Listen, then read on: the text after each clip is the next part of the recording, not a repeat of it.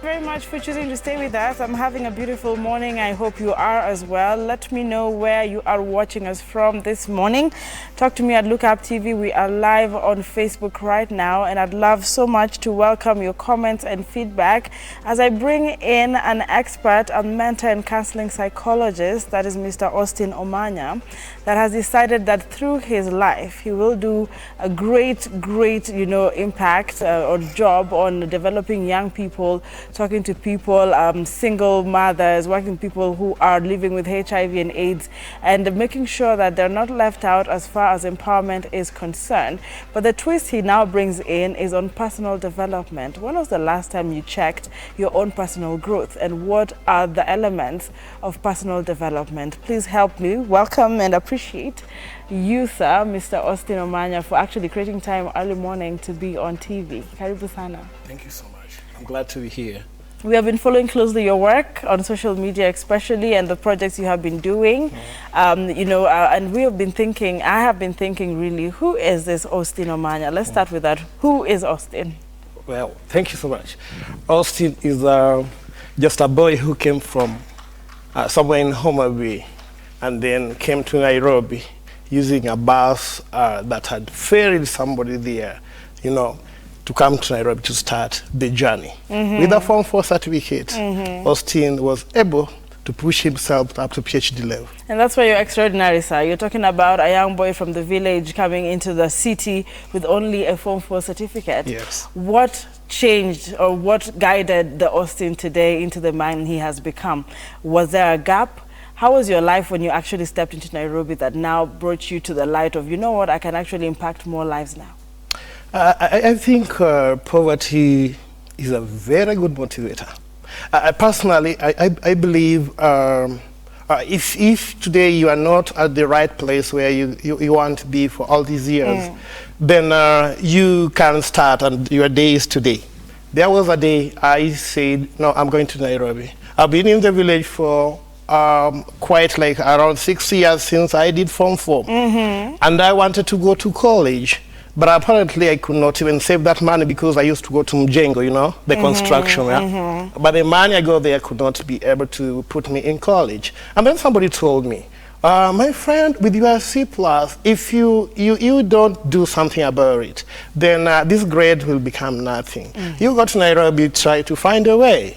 When I came to Nairobi, I was trying to look like escape what we call poverty sphere in the village, to come to Nairobi to start life. All right. Then I found difficult and hard situation awaiting for me back in Nairobi again, because I had to go to Mjenga again, But eventually I made it to college, and I talked to the principal and I told him, you know what, I just want to start with P1. P1 is the primary teacher's education. Then he told me, if you have money, young man, how are you going to do this? I tried to call some people to help me do fundraising. It was not possible. So he told me, you can be milking the cows. The cows? Yes. Okay. In college. And then we shall be, in fact, during holidays, I was not meant even to go back to my place. I used to milk the cows and he camp the flowers, and then he could transfer that money to my school fee. And that is how I cleared the P1. Now I had the certificate to start teaching. And throughout this, you were not feeling ashamed, you were not embarrassed about your situation, you were objective. This did not affect your esteem in any way. Let me tell you something. Your esteem, you can preserve your esteem to some extent. But there comes a time you say, no, let it come what may, I'm gonna do it. And that is what I did. In fact, I was a laughingstock at the college. All right. And I could not have a girlfriend. Oh. While every Tom, Dick, and Harry could jump into this, Yep. But I said, one day, I'm gonna do this. I like how this journey is going, and I'm looking at you staying steadfast through, your ambitions and your goals. And when you were in college, had you already then identified what you wanted to do? Was it just, well, this is what is convenient, let me study, the teaching, or is this what you had wanted to become? Basically, I had 3 careers when I was in high school. But apparently what happened is that you find that by the time you are in high school, especially those schools that are extremely... In the rural setting? In the rural. No one is there to mentor you. No one is there to tell you, this career can suit you, these are your strengths, you can pick up your pieces and be these. No one tells you that. So apparently I wanted to become a pilot. And definitely because I used to see the aeroplanes up there. And then I also want to eventually become a lawyer. Maybe when I grow up I can become one. And then I also wanted to become a teacher. Amazing. I think I'll become the best teacher. Actually, the best teacher, because starting from P1, I went to high school. I taught in high school, and then I came to college, and right now I'm teaching in university. You know? Amazing. Yes. So, and I think the landmark of, you know, the impact that I've left in my students' life is always insurmountable. Mr. Austin, let's speak of the impact. Now, we've understood your journey, you've laid a foundation, and you actually noticed there was a gap. You had no mentor. And you realize there's some power in mentorship. Yes. And to you, for empowerment, I think mentorship is actually very vital. Yes. Now, when you identified this gap, you came up with a certain, you know, organization. Tell me more about it. Wow. In the year 2018, I sat down and said, now, you know, I started going to talk to students in high school and primary. Then I said, why don't I come up with an organization, an NGO, that can help me now, you know, even to lobby for resources, also to empower other people. The main reason why I started a mentorship program is I don't want, you know, with that experience, what I went through, I think I can make the world a better place in a small way, you know. But just make the world a better place in a small way. Okay. By just going, talk to someone and tell them that, you know what, it is not over till it is over, you know. You can start from somewhere, and sky is never the limit for somebody who is up there. Yes, so we started Great Life Empowerment Kenya. Great Life Empowerment Kenya is a national NGO, and we are working in Kajiado, but we were given 5 counties. Actually, it is only the resources that are limiting us. But we are doing amazing work in Kibra. I started with Kibra slum, whereby I identify some young people, my mentees. Is it possible to give us a number? Yes, yes. We have, right now we have like around 36. Okay, some have gone up to university. Now they are the mentors in Kibra right now. So we pick them from either primary or high school. Then we work with them up to university or colleges. Then we use the same group to come and mentor another cohort. Like right now, we are doing an entrepreneurship program. Yes. Yes, we identify young people who are, you know, ambitious in becoming good businessmen outside there. Then we train them. We have cohort. Actually, we are doing right now. We are doing cohort 3. Amazing. Yes, and we go and see their businesses. So you just don't drop them over there, you follow up, you are working with them. Exactly. And that's what mentorship is. Exactly. I know we don't always have a lot of time, it's quite limited, and we're actually looking at, you know, the power of why it is important to have personal development in empowerment. Now, we have had situations of, you know, even in matters law, we are looking at affirmative action, we're looking at lowering certain grades to actually fit a certain gender, we're looking at representation, etc. And this is all, you know, always equalized to empowerment. But then you have said you bring in a group of people, you empower them, you check on their personal development, then you throw them back to the public, and they use that personal development to empower the rest. Let's talk about why then it is important for someone to actually work on their personal development. Wow, thank you so much. Personal development is everything. Everything, you say? At times, I'm just amazed with the colleagues I'm working with. They tend to concentrate too much on the job. To an extent, they lose their mind. Actually, there was a program I started, dubbed Mind Your Mind. Okay, it is a mental health awareness program, Mind Your Mind, where I go talk to employees and tell them, you know what, guys, one day you're going to leave this job. But are you going to leave this job the way you came, or a better person? If the job cannot add value on myself, if I'm not happy and yet I still work for this company, I'm not living my life, you know. Personal development is everything, because as an individual, I need to set my goals. You know, no one taught us this. I only came to Nairobi and realized that every man is for himself and God is for us all.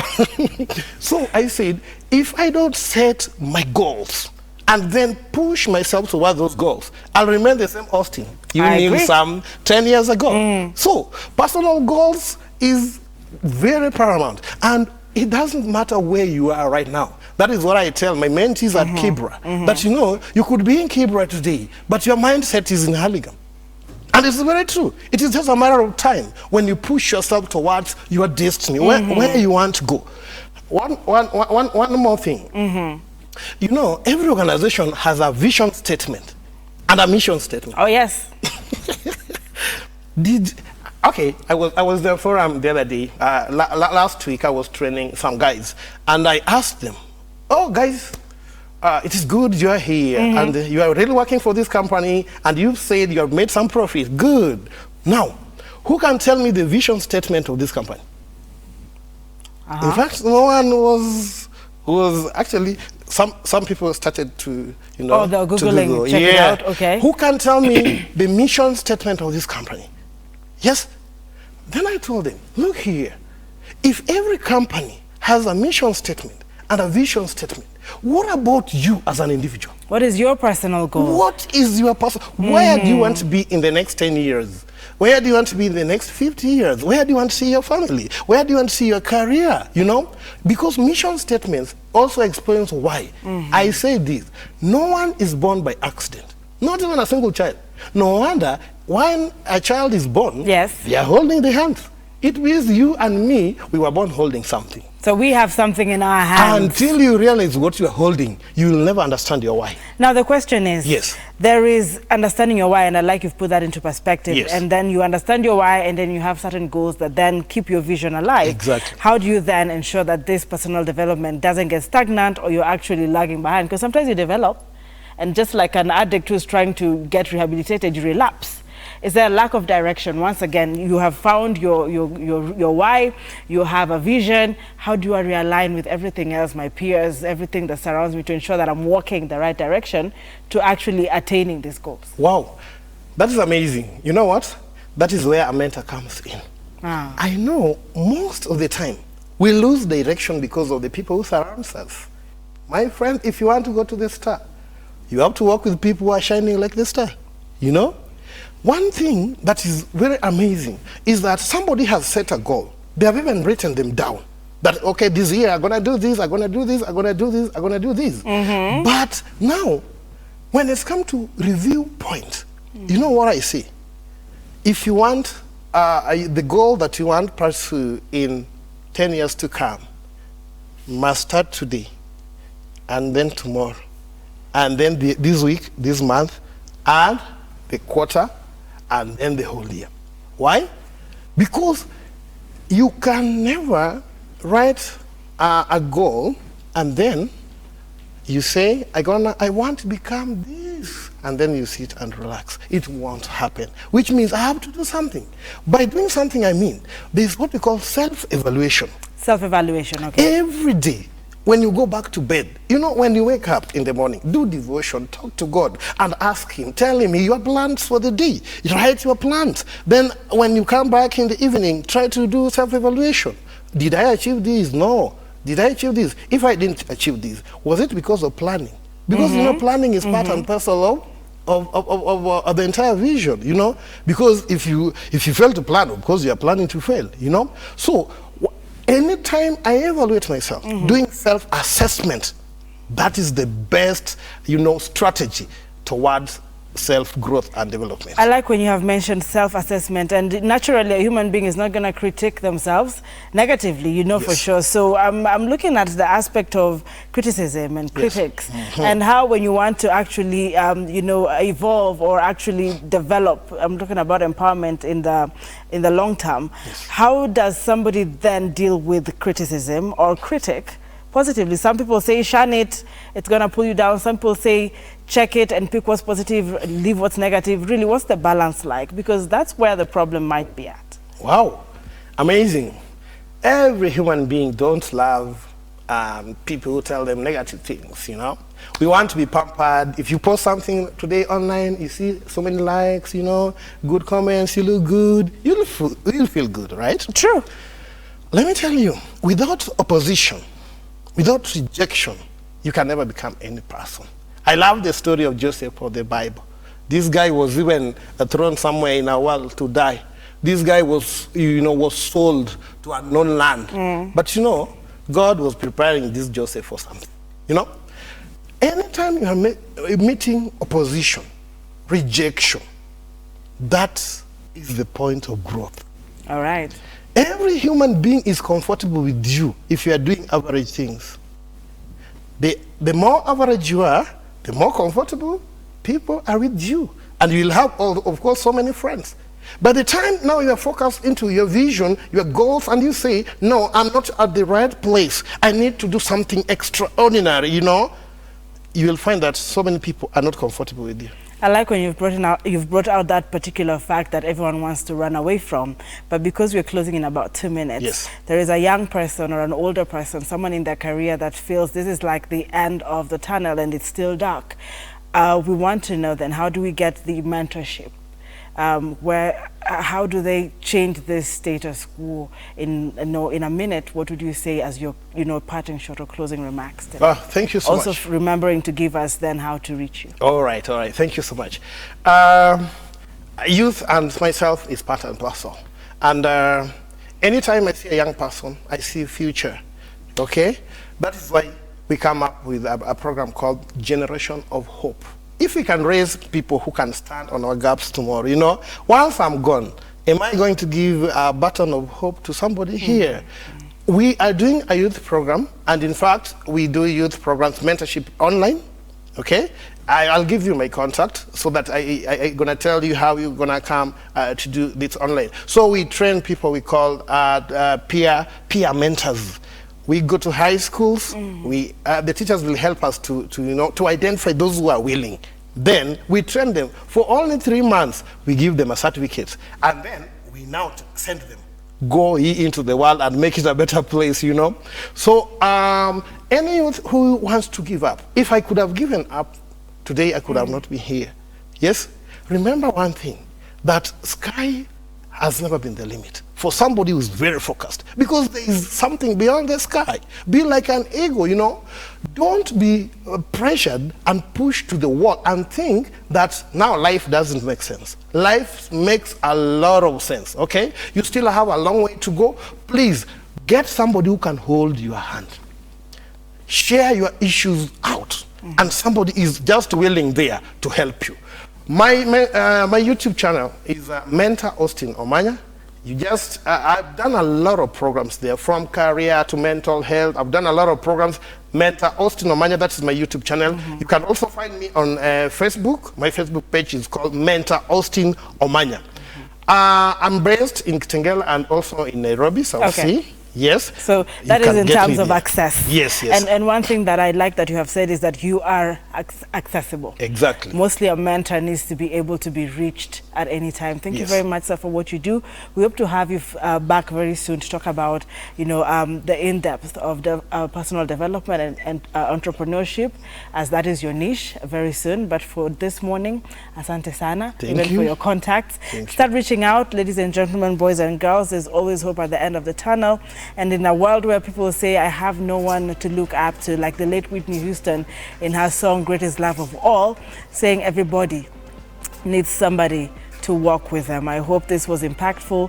And of course, I'm giving myself a very short breather, and we'll come back with Simba to just give you a summary of what you might have missed. But if you are with me and with us throughout the show, there's also a segment where I would love to hear from you in the next 3 minutes what you have learned through the show. But of course, Franklin Roosevelt once said, we have always held to the hope, the belief, the conviction that there is a better life, a better world beyond the horizon. Like he has said, the sky is not the limit. There is always something beyond the sky. Don't go too far away. This is #TheMorningDream.